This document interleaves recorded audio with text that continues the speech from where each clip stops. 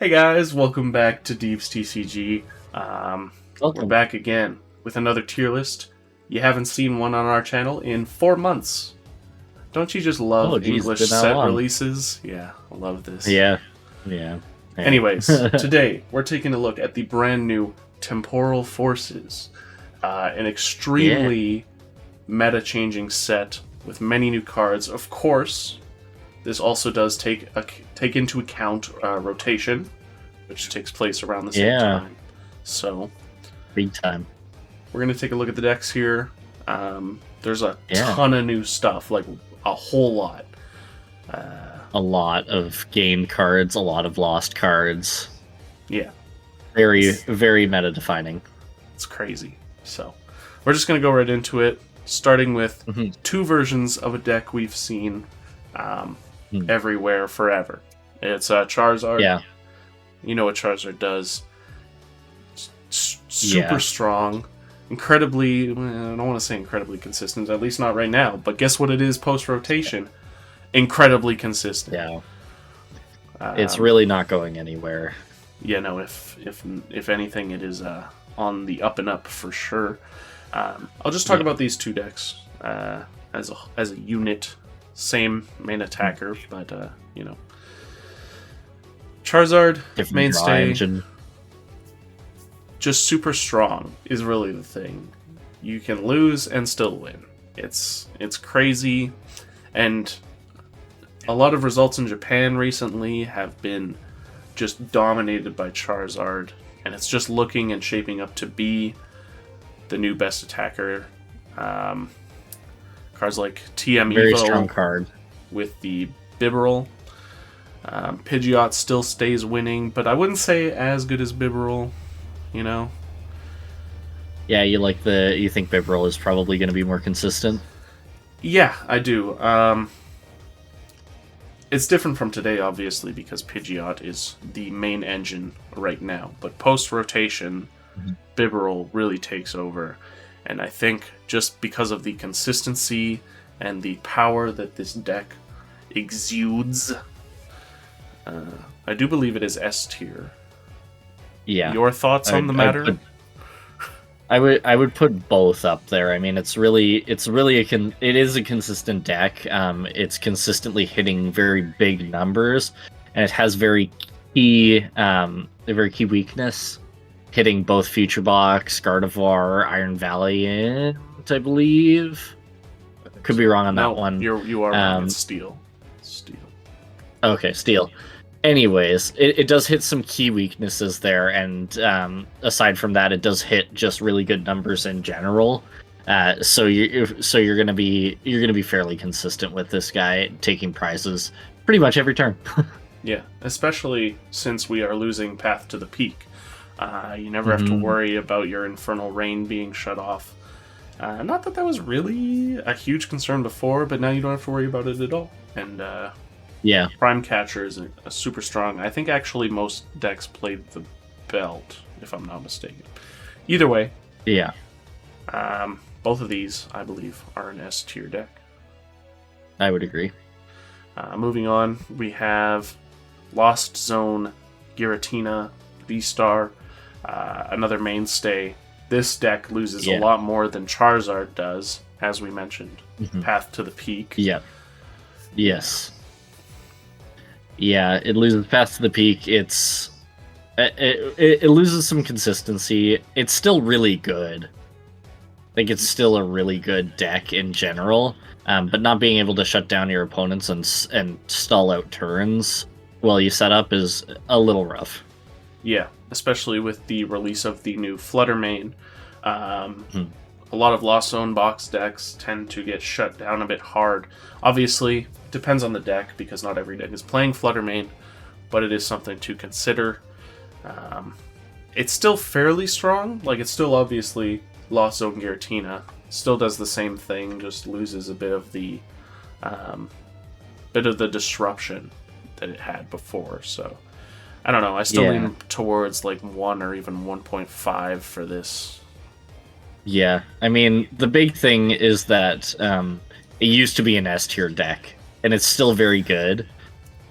But whenever cards release that shut down decks as heavily as Fluttermane shuts down Lost Box, you have to start using deck space to tech against them, and that's never really a good thing for how well a deck is gonna do. Yeah. So still really good, and Fluttermane is only a problem against certain decks, so I'd still probably put it in 1 personally. Yeah. I think that's fair. I'd say it's still quite consistent. Losing that disruption and having to tech against Fluttermane sucks. Not a huge deal though. Yeah, for sure. Another deck that gains substantially is Chien-Pao. Once again with the Prime Catcher, a new A spec. Yeah.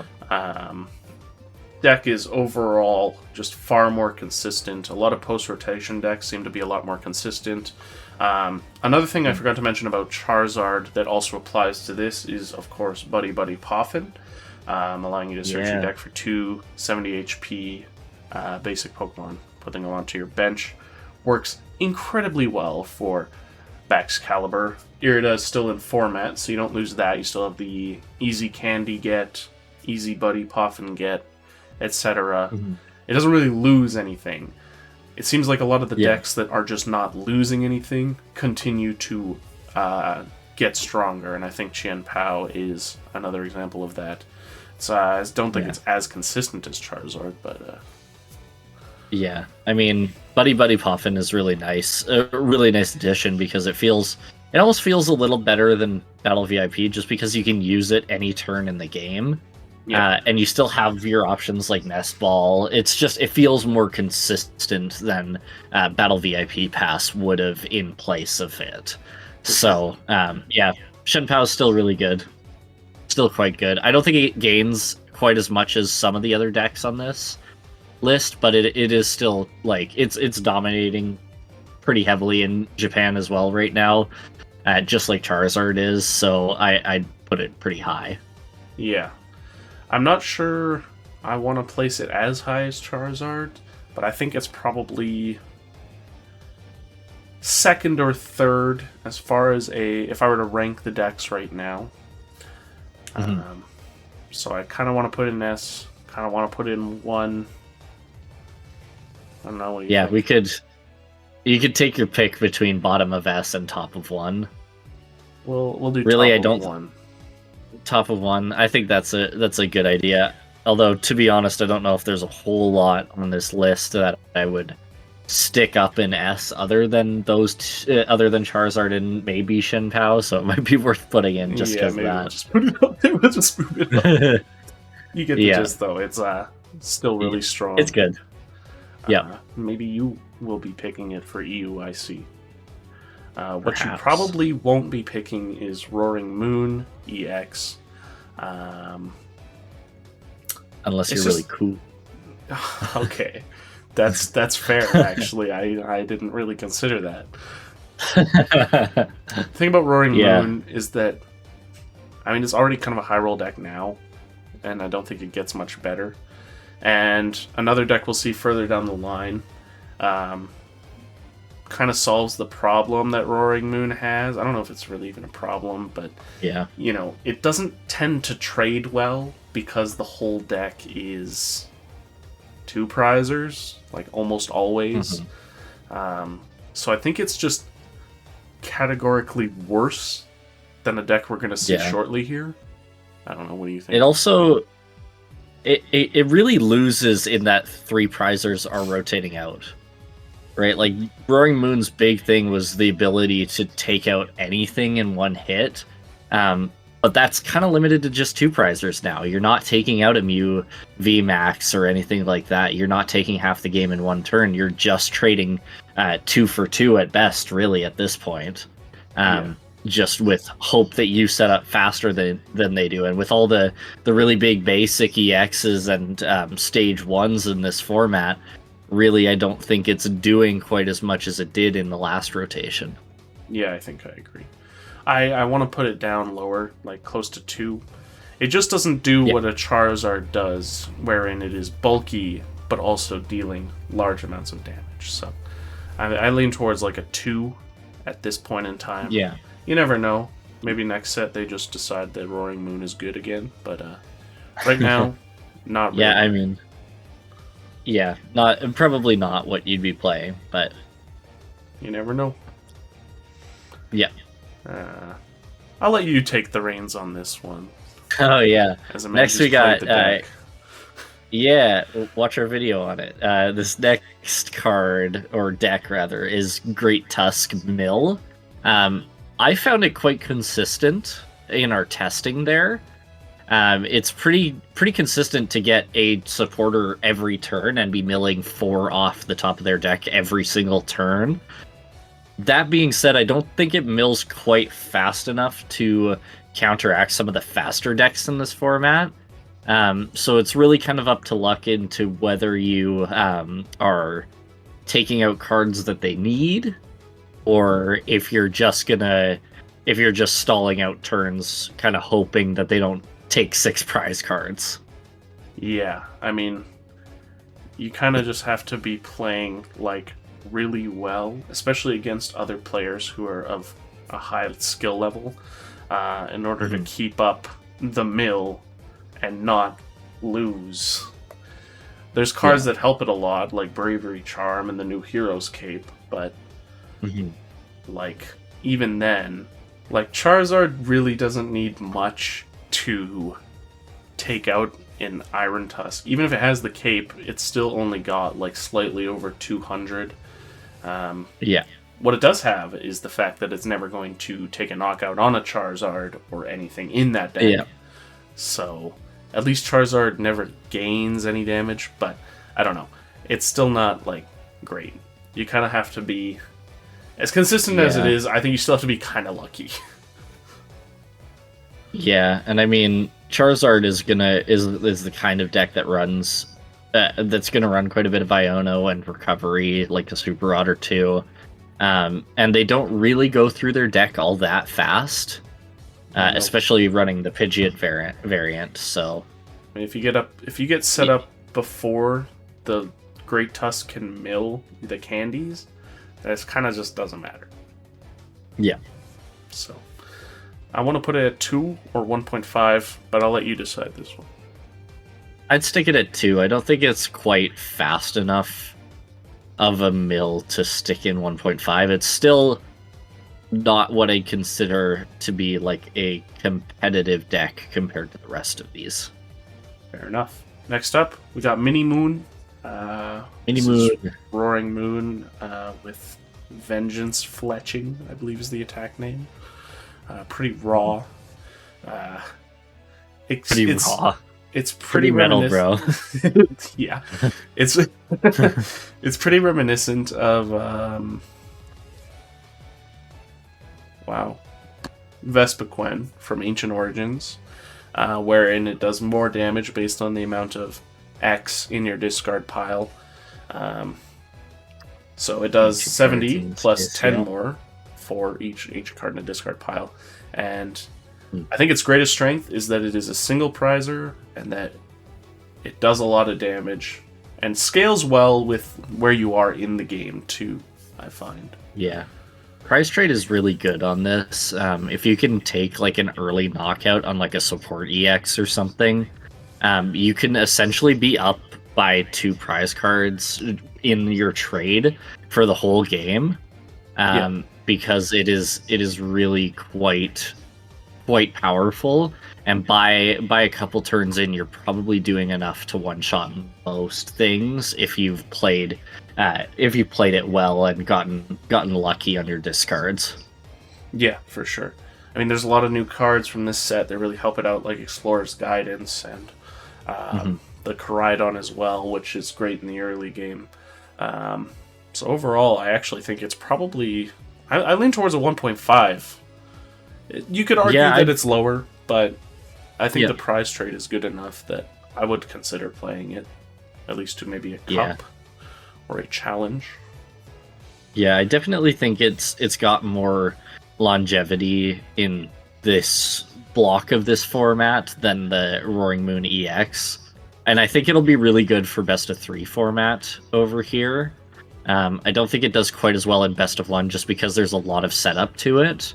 And if you get a little unlucky, it's pretty tough. But I think Best of 3, it'll do quite well. I think I agree with that. I'll land it in 1.5 for now. Yeah. And, yeah. Next up, we got Raging Bulk, as many like to say. Is it bulk? Who's to say? It's funny. It is. Yeah. I'm going to be real. It's majorly inconsistent, which is kind of sad because I was really excited for it. But when I played it, it was like kind of rough. I'm not going to lie. Yeah.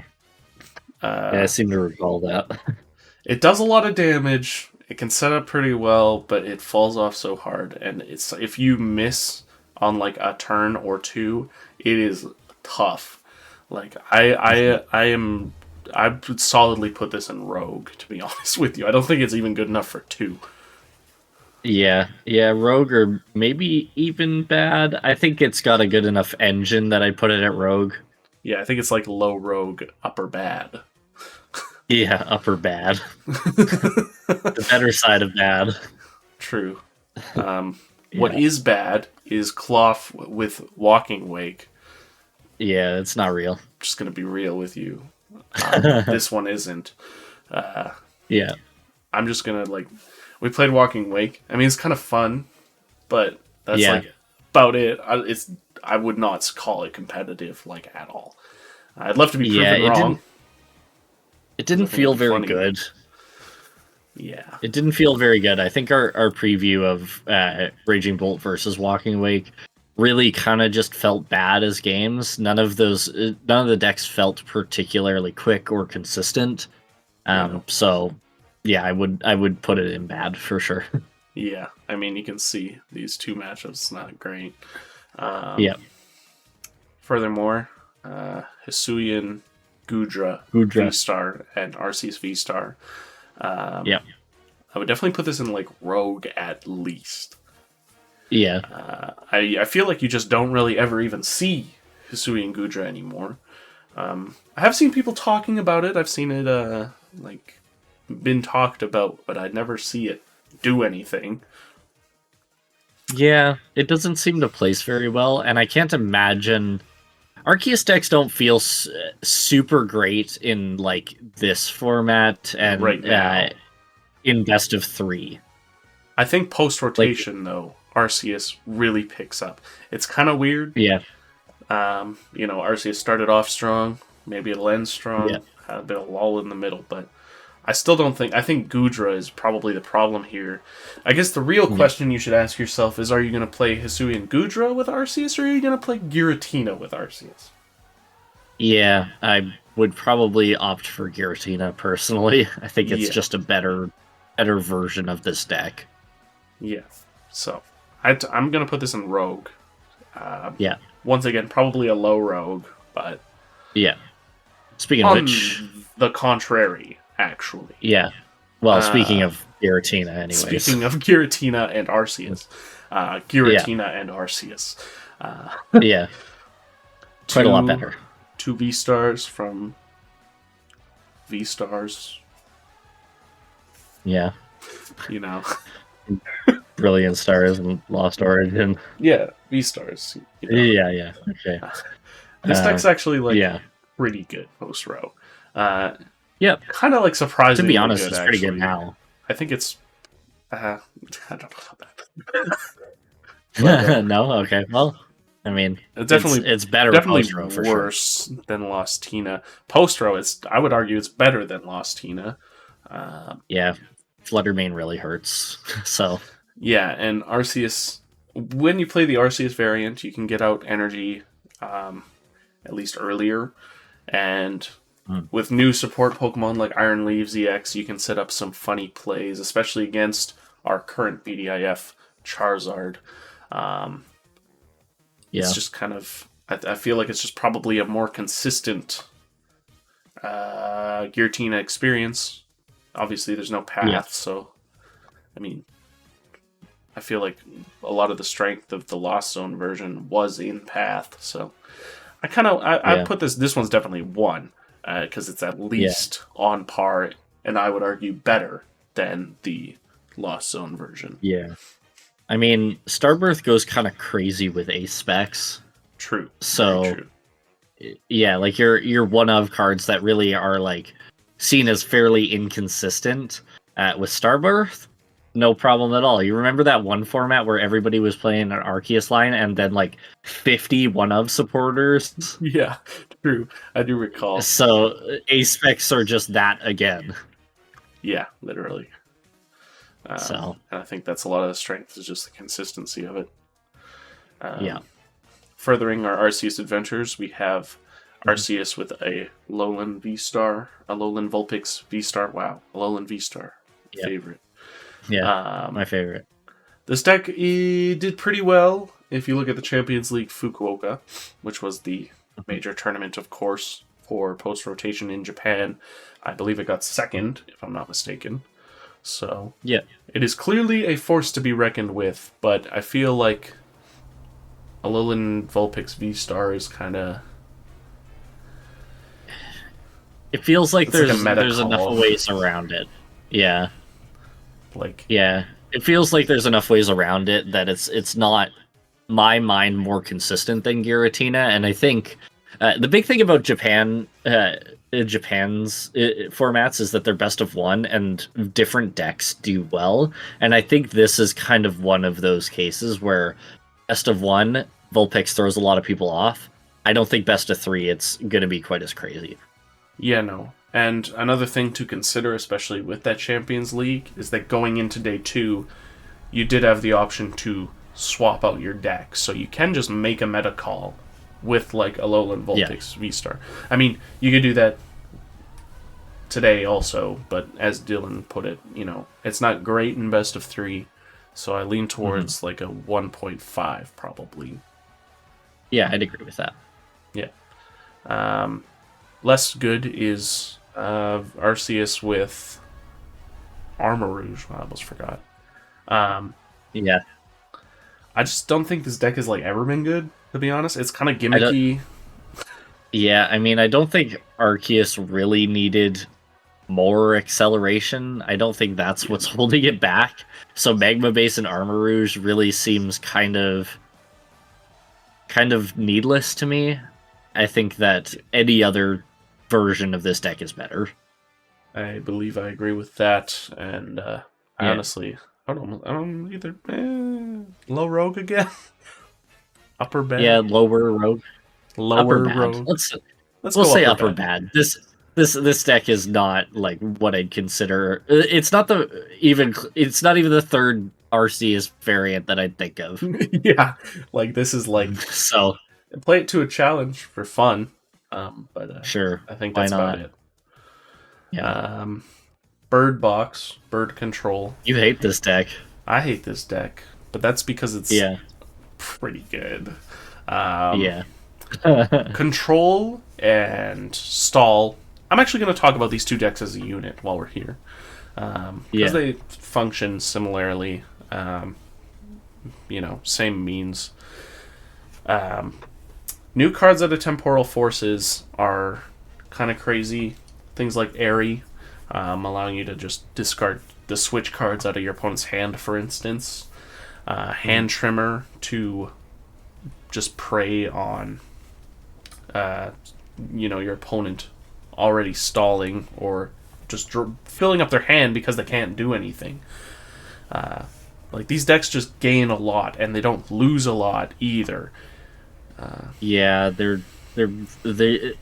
It's weird to give control and stall consistency cards to me. I mean, but that seems to be what they've done, and these decks seem a lot better post rotation than they do right now. You do have to have quite a fair level of skill, I would say, to play these decks. Less so with big brains only, but more so with the control, like Pidgeot. They're kind of harder to play, but they're also pretty good. Like I would genuinely put these in 1 right now, just because of how much they gain out of this set. Yep. They're both super strong decks, and Block was already doing well before, as of this video being recorded, the last regionals, Guyana, like, was won by Bird Box, and it only gains. Like, they only gain. So I'm thinking one. Yeah, it's hard to see. It's hard to tell how these decks are going to do in coming to North America with their best of 3 format. But both of them seem to be quite good, and I mean, like Devin said, Bird Box just recently won in best of 3 format, so yeah, hard to say. I think they're probably like tier 1, maybe low tier 1, just based on the skill level of you playing it. But I mean, Sanders gonna win an original for sure. Yeah, if you're planning on playing an EUIC, then I do think they're strong contenders for a deck you might want to consider. Yeah. Can we speed round these Lost Zone boxes? We're doing a chunk. Lost Box loses to Fluttermane once again. Sablezard, I don't know. Same thing. But I don't really see a lot of Sablezard right now, so I don't think it'll be any better. And once again with Goodra, like, I don't know, I just never see Goodra at all. I might like the Lost Zone variant. Like, I think the best of the 3 is definitely just straight Lost Zone box. Like, the Toolbox variant with, like, Roaring Moon. I don't know if that's how it'll stay, because I am not a psychic. But I think that's probably the best variant. I think Sablezard, I don't know, it almost feels gimmicky, and, like, Goodra is even more gimmicky. Yeah. So, I think I'd probably... I think I'd be okay putting this in 1.5, but I think these two are definitely 2. If not, they're low 2, I would say. But, I mean, what do you think? Yeah. Yeah, I might even bump Sablezard and... down to Rogue. Goodra down to Rogue, just because I think that really... I don't see Sablezard now. It only loses going forward. And same thing with Goodra Lost Zone. You could make a case for, like, Prime Catcher again.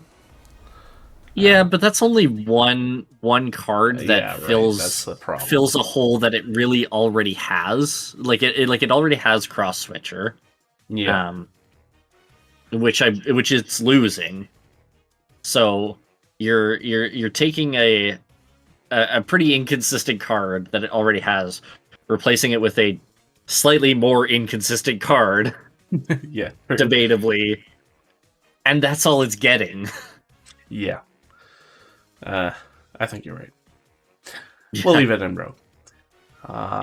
What I do think is in a pretty good spot, actually, is what they say turbo hand sex.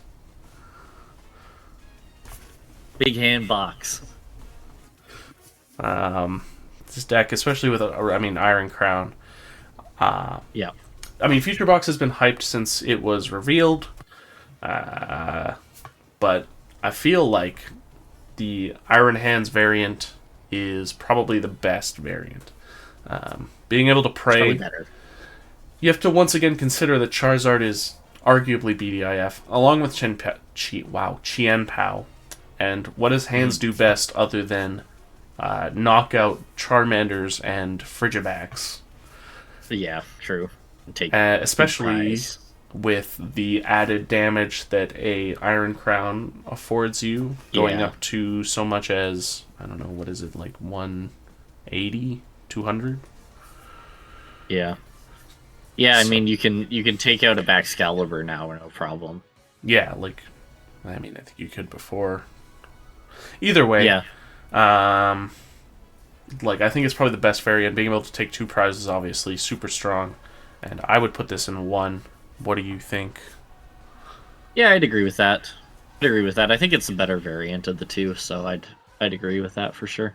I mean, it doesn't have the options that our next deck here affords you, such as Iron Leaves EX and the acceleration from Miraidon. It's pretty good. It's still not bad. Like, as much as I say that the Iron Hands version is better, I don't necessarily think the base version is bad. I definitely wouldn't put it in 2. Yeah. It might be more inconsistent. But you still have the option of the hands, but you also have the option of the Iron Leaves, or just straight up using Iron Crown, the Miraidon EX from this set as well. Yeah. Iron basically Leaves. Just more options. Yeah. It's definitely an interesting deck, and I mean, it's nice that it has options. You're not going quite as hard into big hands mode, so it might do well in best of 3 because it has all those options. But I still think it's worse than the big hands variant. Yeah, I'll put it in like high 1.5. That's fair. Like I don't think it's necessarily like super bad. Yeah, it's just a matter of seeing how the meta develops and how we can, smooth out the deck. What is bad is Entei with the guy. I mean, it wasn't really that good before. It was always gimmicky, and I don't think it's any better now. Obviously, it gains Prime Catcher, but it loses E-Rope, which is nuts. Yeah, that's sucky. Yeah, like losing that whole switch card. I don't know. I borderline didn't really consider it good to begin with. And I definitely think it's probably just bad now. That goes for all the Lost Zone boxes too. Losing Escape Rope is kind of tough. Yeah, that's like a big switching card for all of those decks, and it doesn't really have a replacement. So, yeah. I mean, I don't think this deck is going to see much play, at least right out the gate. If it gets second at UIC, then I will do something. I don't want to put myself on spot, but I will do something. I will eat an Iron Valiant on stream. You make this promise every time. Yeah, well, it's not going to get second, so it's a non-issue. Yeah, fair. Speaking of not going to get second. As much as I love Meowscarada, my beloved, I don't think it's really that good. Another member of our channel, Phil, did... Oh, yeah. What did he get? He got like 9th or something? Like, barely missed top 8 with a Meowscarada theme deck. So, I mean, how hard can it be? I think he got 10th because I got 9th and just missed. I see. Just missed top 8. Barely missed. Yeah. I think 3-1, and that was with 3-1, I think. And that was just with the theme deck. So clearly you can make anything work, but... Yeah, I mean, this deck gains Buddy Buddy Poffin, just as all evolving decks do. Yeah. And I feel like the ability of Meowscarada is just like... It's like actually like a genuinely good ability. It's just so hard to set up. And all of these 2-prizers got this double colorless or double specific energy cost, like some others will see down the line. Like, what is up with that? Anyways, I don't know. I think this deck's probably rogue at best. Probably bad. I'd agree. Yeah, I hate to say this, but I think it's probably bad. I mean, ain't gonna stop me.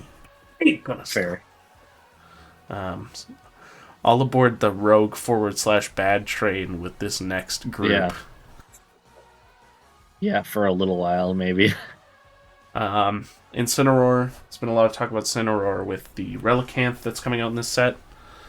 It can use the attack of its previous evolutions, gives Incineroar like a lot of versatility, and of course with its ability allowing you to attack for little to no energy. You got a lot of options. It's just another matter of setting up, and it kind of depends a lot on how your opponent plays, Like, this and Incineroar, they just won't bench much. Yeah. Then you're stuck with an attack that costs 4 energy. Yeah. I feel like the problem with these stage 2s is when they don't have, like, a built-in draw or, like, a built-in engine of some sort. Like, we'll get to Torterra next, which has Sundrenched Shell at the very least, which still isn't super great, but at least it has an engine. Incineroar doesn't have anything going for it in its own line. it's just really the Incineroar, and the attacks are kind of just like the Relicanth attacks are one thing, but it doesn't have anything to get you through getting up to that stage too. Yeah, not really. I don't know. I think this one's probably bad. Yeah. I do think Torterra is slightly better, though. Yeah. It doesn't have access to Buddy Buddy Poffin, which is a crime. Yeah, unfortunately. All of the Turtwigs have 80 HP. It's so stupid. Anyways, what it does have is Sundrenched Shell, as Dylan mentioned, allowing you to search your deck for grass Pokemon. Kind of nuts. It's still so slow. Yeah. I think it probably would operate better than most, if not all, decks that are in the bad section. So I do want to put it in Rogue, especially with cards like the Whimsicott. And while I know this isn't in this set, in the next set, Twilight Masquerade, there is Survival Cast, which if you get knocked out and you have full HP, then you just live. And then you can just Whimsicott. Like, I think this has good longevity. It's not good right now, though. It's still definitely Rogue. Yeah. Yeah, I think it's... Yeah, I think Rogue, really, at best there. I wouldn't put it quite in the same league as the bad decks there, because it still at least has its engine going for it. It's pretty low attack cost, so and once you're set up, you're going for it. And don't move that Meowscarada up there. Come on, let me dream. Yeah. Can dream. Speaking of dreaming. I'll let you take over this one. Gardevoir sucks now, unfortunately. It loses a lot. Like, pretty much everything. You miss Memory Skip, Ralts. Are you losing Mirage Step? Yes. Or am I making that up? Yeah, you're losing Mirage Step. You're losing Shining Arcana, Gardevoir, which is essentially your main attacker. It's losing a lot. Zacian, like, it's Mew. Yeah. It's like the whole deck. It's the new way you gotta play it is the Drifblim version, which, although better with Moonlight Hill, still really bad. Like, it is not a good deck. Yeah, I don't know. I honestly, I feel like it's 2. I know. 2? I know that might be a controversial take, but I mean, it was being played and still is. It has won tournaments in Japan. Like, yeah, it's hard, and it's definitely not even remotely close to the way it is right now. Yeah, but it's not Torterra, and it's definitely not like Raging Bolt. Like, I feel like it just needs a couple more pieces if it's going to make like a resurgence. Yeah. I don't think the legendary trio, what are they called? Pheasantipity and Okidoggy and what are they called? Monkey Dory. The guys. The poisonous fellows. Yeah. Whatever they are. I don't think they're necessarily the answer. Pheasantipity helps. Yeah. Obviously not this set. We're kind of just looking ahead here at this point. But I would gravitate towards Gardevoir Rogue. I think you could make the argument for 2. I'm actually going to. I'm going to put it in 2. The fact that it wins tournaments and all of the decks in Rogue do not is enough for me. Yeah. I mean, I feel like it's still not good. So much consistency. It is still not good. That like North American Gardevoir is not going to do great. No, I mean, obviously time will tell, but yeah, I'm putting it in 2 because I believe. Do you believe? Yeah. I don't believe in Blastoise. Yeah, it's not great. It wasn't great when it came out. It's still not great. It doesn't really get anything. It's got nothing, really. I mean, obviously Excalibur is a thing, but just play Chien-Pao? Like, I don't know. Yeah. It's really kind of just the worst option. You can't make an argument for a Stage 2 water Pokemon when Chien-Pao exists. Except for Feraligatr. Because that's different. Yeah. especially one that has weakness to lightning. Right, like one of Chien-Pao's biggest things that it has going for it is that it's weak to steel, because there's so much lightning, and it would just fold to big hands. Now that big hands has its damage amped up, Blastoise just loses, just straight up. You're taking 3 prizes every turn. Yeah, it's definitely not good. In the same vein is Tyranitar. Unfortunately, because I like Tyranitar a lot. Yeah. I kind of just always wanted it to work, but it's just not very good. It's kind of never been good, and it's not gonna really get good. Maybe once they start putting fighting support. I mean, we've seen the Terra Greninja from the next set, which is a fighting type, so I imagine they'd like to put support for the types that are coming out. But for right now, even with Dodrio, Yeah. Speaking of bad, Gengar, we're in a streak here. Yeah. Gengar is a new card from this set, and it's got an ability. I honestly don't even remember what it does, but it is not good.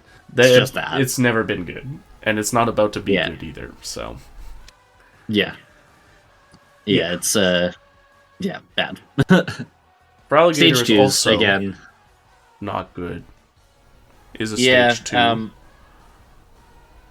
But it's not a 2-prizer. Yeah, which is probably the best thing that it has going for it, is that it doesn't give up the prize trade like these other stage 2s that we've looked at do. Yeah, like it has won tournaments once again. In a similar vein to Gardevoir.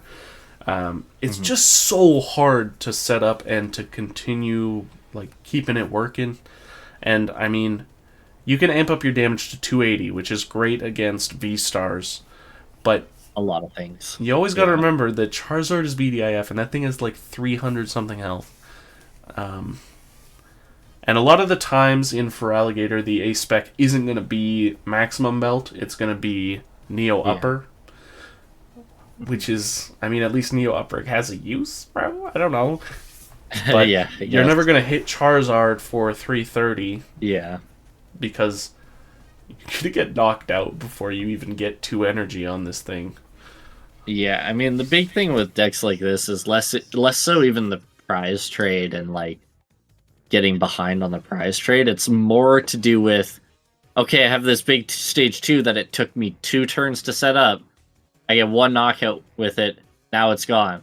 Hope I have a backup, and then once you're out of backups, you're kind of just done. So if you can't stream it, then it's just not good. So yeah, I do think it's not here because it has 1.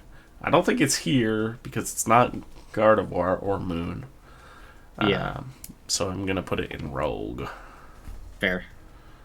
I think fair. A similar thing for Espathra here. Yeah. Espathra's kind of never been... I don't know. Maybe it's slept on? Hard to say. Grass type is a good thing to have. Yeah. But, I mean... And it's a stage Charizard 1. counter meta is kind of nice. Yeah. I don't know. I still think it's probably also a rogue. Its ability is funny, as always. You can check out our video on Espathra if you really want. Yeah, right. It'll be outdated by the time that this set comes out. A little bit, yeah. It's a funny card, but I don't know. Do I want my card to be strong or do I want it to be funny? Yeah, true. Sometimes I want it to be funny. Not at UIC, but at a cup. Maybe a challenge. Yeah. Probably a challenge, not a cup. Yeah, so fair. I'm going with Rogue. Yeah. Gholdengo. Better. Actually gains quite a bit and loses what it hates, which is Path. Yeah. Yeah, true. So, I mean, honestly, I'm just going to jump the gun here a bit and put it in 1.5. Yeah. Gholdengo, always held back by Path. It obviously has won major tournaments already. Take a look at was it Utrecht? Oh, man, it was one of the European tournaments. It won then, and now that it's one of its biggest weaknesses is gone, it's going to win Yeah. It's not as Prime Catcher is a big gain here too. Not as consistent as a Charizard or a Chien-Pao or a Tina. No, but it's interesting at least. Call for Family is huge on Gimmighoul. Very true. It's just not. I mean, it hits big numbers, but I mean, it's another consistency thing. But at least without Path, you're hitting it more often. Can use the Palkia to set up Greninja still. So I mean, it has everything that it had originally going for it, except now you don't have to worry about Path. So yeah, I mean, Greninja is pretty scary for a lot of these decks, so just having the option is kind of nice. True. Banette, definitely more of a rogue option. As much as I want to believe that it's good, especially with new cards like Salvatore and the Verbank reprint, and just using Brute Bonnet, Spidops, Venomoth, whole bunch of options. None of them particularly good. I mean, Banette has done well before. Once again, I don't know. I feel like this is a time will tell type beat. Yeah, it's a funny deck. I don't think it's particularly consistent or particularly good. I think that there's so much counterplay around it. And like really once you get set up against Banette and take knockouts, there's not a lot of way for Banette to get around that, so it just kind of has to lose at that point. Yeah. Next up we have Dialga VSTAR with Metang. I'm putting it in too. I got the only thing Devin's playing. I mean, Metang is crazy. Look at the top four, attach any energy, put it to the bottom of the deck. You don't even have to shuffle. Yeah. It's just infinite look for energy simulator. And then attach it on a Pokemon that can attack and then attack again. It's kind of crazy. I don't know. It's not the best, but I think it's pretty good. I mean, you got some plays too with like Cypher Maniac. I don't think you'd want to use your supporter on that, but it's a play where you could get 2 energies attached for supporter and Metang ability usage. Yep. Kind of crazy. It is. So, yeah. It's definitely gaining a bit, and it seems better now, for sure. Agreed. Lugia? Yeah. Back from the dead? Apparently. It's actually quite good. It's pretty consistent. Cinccino's a great attacker.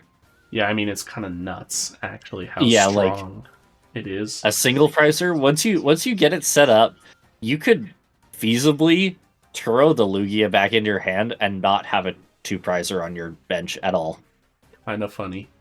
It's it's consistent, it's strong, and I think it is a good option if you're planning on going to any of these major tournaments.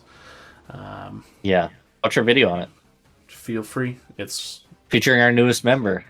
Reed, go see him. Go watch that video. Make an educated decision before you go to Europe. True. Make this educated decision not to play straight Palkia, because I'm not sure why you would. Yeah. I feel like you'll still see people at regionals play Palkia. Yeah, because people will not let go of this deck. No, for any reason. Ever since it was originally released in Astral Radiance, and then it was like top 8 for every tournament. Every deck was Palkia. I don't know. I just I would rather play Gholdengo with it, but just straight. I don't know. I lean towards like a rogue, if not bad. I don't know. What's your thoughts? Fair. Yeah, I'd agree with that. I think it's really just not your greatest choice. Rogue seems fine because I mean it's still the Palkia engine. It's still pretty proven to work kind of well. So I'd put it in Rogue. I think it just doesn't get any of the pieces that the rest of these decks get. Yeah. And it's a really tight list with Palkia all the time. So you're really not putting an ace spec in here because you don't have the room for it. I mean, you're putting an ace spec in there, but but I mean, you're not getting like anything particularly great. Yeah. Speaking of not particularly great, care to enlighten me? Better though. Regidrago is actually getting a bit. It's at least interesting post rotation. because you have Raging Bolt. Interestingly enough, I guess that's true, isn't it? Yeah, it sucks if you start Raging Bolt, and it makes it way more inconsistent because of that. Yeah. But Turo does exist, and it's certainly interesting now. Yeah, it's an interesting deck now just because of Raging Bolt. It's not good. I'll be very clear. It's not good, but it's better than it was pre-rotation. Interestingly enough. Where would you put it? What are you thinking? Just bad or rogue? I'd put it rogue, maybe even 2. Really? Maybe. Just High rogue. High rogue, if not really low 2. Okay, we'll lean towards rogue then. Yeah. It is funny. I mean, yeah. I like it a lot. I just don't know if it's... Yeah, and I mean, there's still the Arceus variant of it. That is at least an interesting way to get things accelerated to it, because that's Regidrago's biggest problem is just acceleration. Yeah. It might get good with Ogre Pawn, weirdly enough, if they create something that allows you to move energy around that isn't energy switch. Yeah. That's looking into the future there, and kind of really just speculation on my part. I'm really just hoping for like an Aromatisse-esque grass Pokemon of some sort, where it just kind of lets you move grass around. But I mean, its biggest problem is acceleration. Arceus kind of solves that, but not really. It's just too inconsistent. So yeah, I'll say Rogue. It's interesting, at least, though, now. Also interesting, but I would just say bad, is Wugtrio.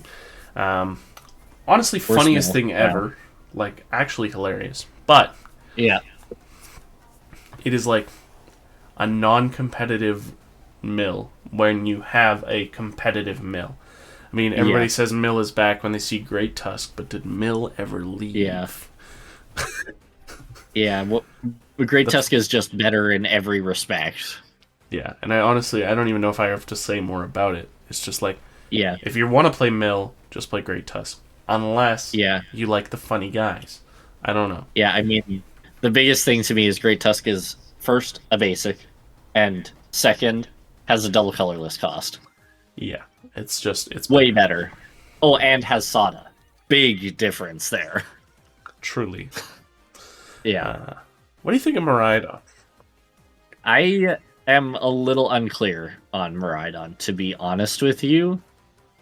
It seems we're playing Regilecki again. Back to the basics.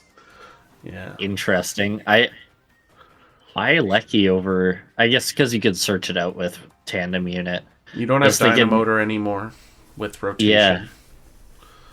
Yeah, I mean, I would think that that's a pretty big loss, to be real with you.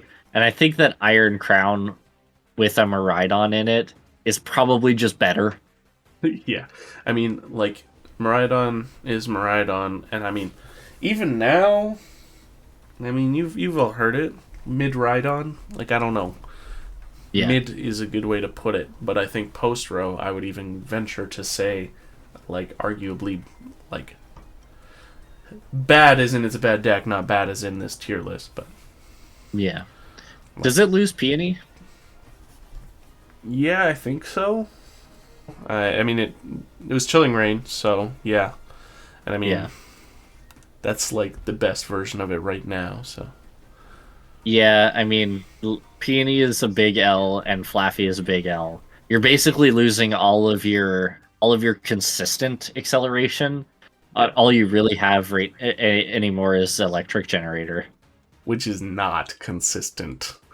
Yeah, it's like the biggest strength that Miraidon had going for it is that you have the early plays with Electric Generator and Peony. Now you have nothing, just Electric Generator, right? Like you lose that later game Flaffy that keeps you going through the game, and you lose that early game Peony. Yeah, truly. I don't know. It loses So, most of its things. I don't want to put it in yeah. Rogue because I know that Yeah. there's going to be people who hold on to this. And I mean, you don't like All it takes is one electric supporter or something too. Yeah, and I mean, you never know what we'll see once the rotation happens. But Yeah. 2 is like generous. Yeah. Arguably, It I is would put pretty it in generous. Rogue, but I'll be generous today. I won't be generous We'll with stick this. it in I 2 don't 'cause even know if I have to talk I don't even know about, what that is. I don't Villain even is know if just I have to bad. talk about peppers, bro. Yeah. Bro, I eat them it's, for dinner. oh, Literally, true. I go Yeah. put them in a pan and stir fry them. I like. Speaking of hardly gonna talk about it. Yeah, I don't even like. I- Aegislash, to be fair, Aegislash is worth slightly talking about. Metang. You can use the. It's not really. It's still not good, but Yeah. I have seen it at least. I've never seen a Scovillain deck in my life. Yeah. But I have seen Aegislash, so it has that going for it. It does exist. Bad news for Aegislash. Basically, I've seen like. The bad news for Aegislash is I've seen one Aegislash, maybe. So. Yeah. Yeah, fair. Same with Skeledirge. Honestly, these next 2, I'm going to also just preemptively put in bad. I've seen one Skeledirge, and it was on our channel for a video that was 2 formats ago. Yeah. And I saw one Quaquaval. Actually, that's a lie. I've seen none Quaquaval. I've seen none. I gave it too much credit. Yeah. Yeah. Another one of those things where it's like, why am I playing a Stage 2 Water EX when I could just play Chien-Pao with Baxcalibur and the option to use Iron Hands EX? Yeah. That's really all that I should have to say, at least about Quaquaval and Blastoise. Yeah. You know. Yeah. Fair. Tinkaton, maybe more Rogue. I mean, I think maybe. Big maybe. Once again, generous, but Neo Upper fixes slight amounts of damage. True. And I have seen it win some tournaments, so automatically better than literal peppers. True. Yeah, I mean, Tinkaton I've always wanted to do well. It's nice because you could use the Kirlia engine pretty comfortably with it. Just to get cards into your hand. So yeah, I feel like Cypher Maniac could do things in this deck too. Oh yeah, for sure. I mean, you're already probably playing Kirlia, so yeah. And I mean, I wonder if there's a world with Awakening Drum. With Awakening Drum, bro. Yeah. No. You never just put 5. What are your ancient Pokemon gonna do for you? Just 4 Fluttermanes on the bench. 4 Fluttermanes, hey? Yeah, and then you can just draw 4. Yeah, just no backups for Tinkaton. You got whatsoever. 1 spot for Tinkaton, bro. Chill. For Stage 2. Why not? I don't know about that. Yeah, I don't know. It's another generous rogue. Yeah. But I'll hold out hope. Yeah. Honestly, the rogue list, this is just like an aside, but the rogue and the bad are like a lot closer together than the rogue and the 2. Do you know what I mean? Yeah. Yeah, that's fair. Yeah. Venusaur. Honestly, these next 3. Yeah. Hate to be that guy. I honestly just have never seen them played. Maybe those 4. Really? Regis too? Fine. We'll talk about that one in a second. But these next 3, I've seen like zilch. Yeah. I'm sure they all gain stuff from rotation. I mean, Wigglytuff is probably the best of the 3. Yeah. But it's still not great. Low bar. Yeah. Yeah. Regis, I don't know. I still think it's bad. Regis? You think so? I mean, it'll never be the Regis it was. As much as I hate to say it. number one Reggie's hater. I mean, what does Reggie's lose? I'm trying to think about that. Probably loses some of the Reggies. I actually don't know. I don't think so. I think they were all after Astral Radiance. Tough to say. I think they are all after Astral Radiance, but I mean, it's already like not great. I know people at locals who play Reggies, and they just gave up. Stop playing the deck. The biggest thing is just that it is like VMAX specific for Reggie. For it's tough. And if you prize like the Regice, it's just over. Yeah, basically. Obviously, it's you tough. have to think about it in the context of post rotation. But I mean, even in post rotation, I just don't think there's anything. It's not like they've printed any new Reggies. Yeah. I mean, it's not gaining anything, and it's really just kind of losing stuff. So, yeah. All right. I think it's better than those other 3 decks before it. Really, than all of the other decks before it in the bad tier, maybe. But I think you could make an exception for me, Meowscarada. I actually feel like we're almost being too hard on Meowscarada. I'm looking at like the Pokemon up here, and I'm like, yeah, you can go up. All right. I'm putting it up. I think it's okay. It's not biased. It is not decision. Biased. I am like genuine. If Torterra's in here, dude, Meowscarada's in here. I guess that's fair. These other ones are just genuinely not great. This I feel like I could fit into Rogue though. Really? Yeah. I mean, I got rolled by it not that long ago. Oh, really? Hey? What is it? What does it gain? What is it? It does actually gain stuff. I was just thinking about this. I mean, the belt, maximum belt it could gain. Yeah, I think that's maximum fair. Belt. I don't think you really need the switcher. I think you're actually probably betting on getting knocked out. So, yeah, I think the belt is probably the best option. You still have the Curlia engine, so still that going for you. Yeah, you still got that. I mean, it's a really rudimentary deck, but yeah, I gravitate a little bit towards putting this in bad. I think it's low rogue. Low rogue. Yeah, I mean I don't think this deck is going to be good unless they reprint Battle Compressor. To be real with you.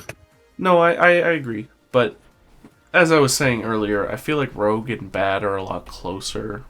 Yeah. Than this gap, so yeah.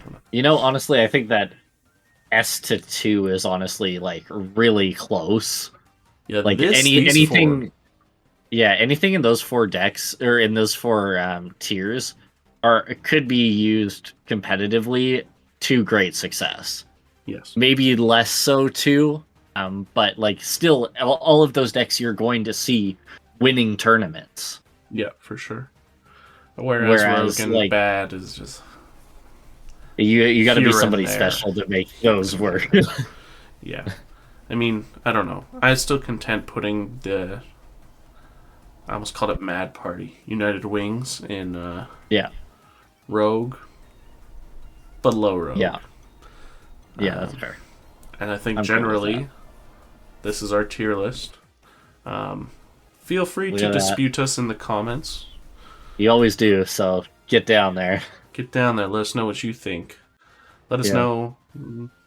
Let us know what you're playing at UIC. Let us know what you're playing post row. Yeah. Let us know what decks you're excited for. Yeah. If you got any chase cards and Temporal Forces, put those down there too. Yeah, I already got all mine. We're done. Set's over. Set's over. Waiting for the next one. For Perrin. That's just you, bro. That's definitely not just you. I was gonna say, like, this is definitely not just you. Look at the immediate face that I made. Hold on, specifically from. What do you think of this? Well, I can't see it, but no, it's okay. It's in post, so it's okay. I see. I see. Think of that? Yeah, I think good things about that. I received a text from Devin earlier today. Don't you dare. I'll leave it at that. Look at this picture right here. What do you think of that, guys? Anyways, Is before we get that too the carried away, Growlithe? no, it is you will not believe your eyes. Anyways, I have plans. All It's right. okay. This is our Yeah. tier list. Let us know what you think. Thank you everybody for watching. Much appreciate the support. We are going bigger and better every day, and it's all thanks to you guys. Yeah, we appreciate the support. We probably wouldn't be adding new members if we weren't getting the support that you guys are giving us. Look forward to their videos too. Look forward to our videos too. Look forward to me, if you want. Oh, specifically. Sure, why not? Sure. Yeah, thanks for watching. Bye. Bye. Bye.